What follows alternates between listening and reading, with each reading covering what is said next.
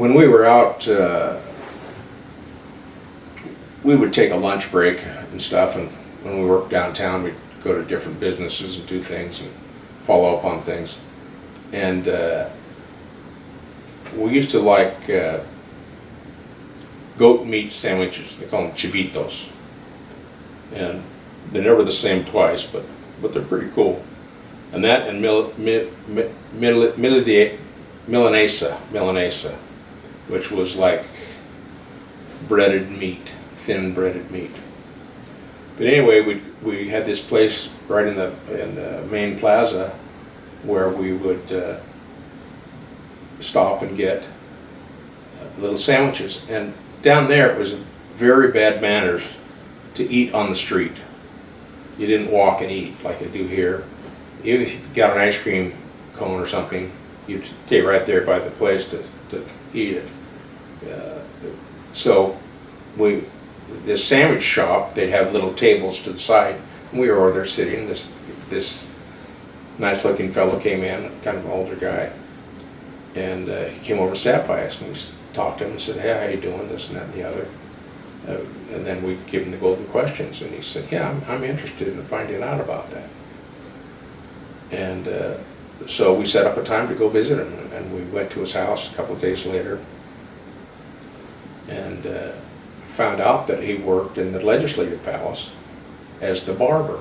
He was the barber to the President of the country and cut all the hair of all the people that worked in the Legislative Palace. And really, it was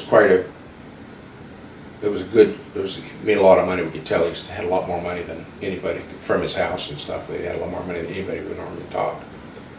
And so we figured it was going to be tough in the tithing, because that's the word of wisdom lesson and the tithing lessons were the scary ones. The third and the sixth were the scary ones.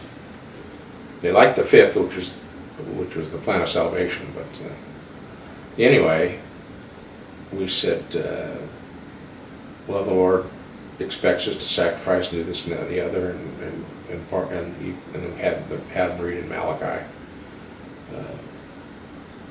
and bring all your tithes to the alfoli. I don't know what is it, the storehouse.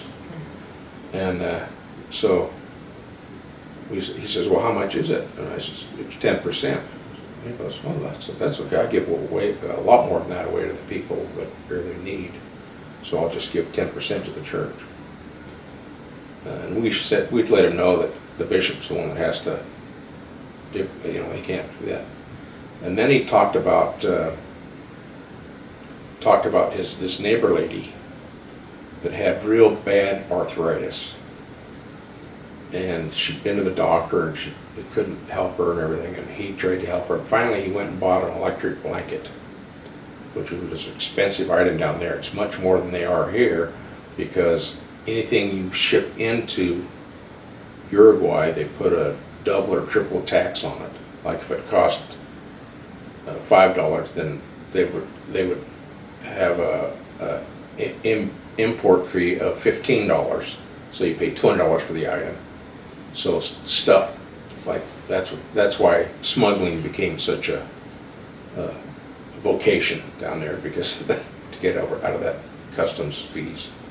Anyway, she bought that, and we said, well, it did help. She said, oh yeah, she sleeps on that every night, and she can get up and move the next morning. All this. I mean, he was just a do-gooder, and we'd go down to visit with him. We'd say, well, we'll call you. He's, no, if you come down here, just come right in the palace. And there was two guards standing out with the uniforms, kind of old looking, like muskets or something, standing out in front of the sword.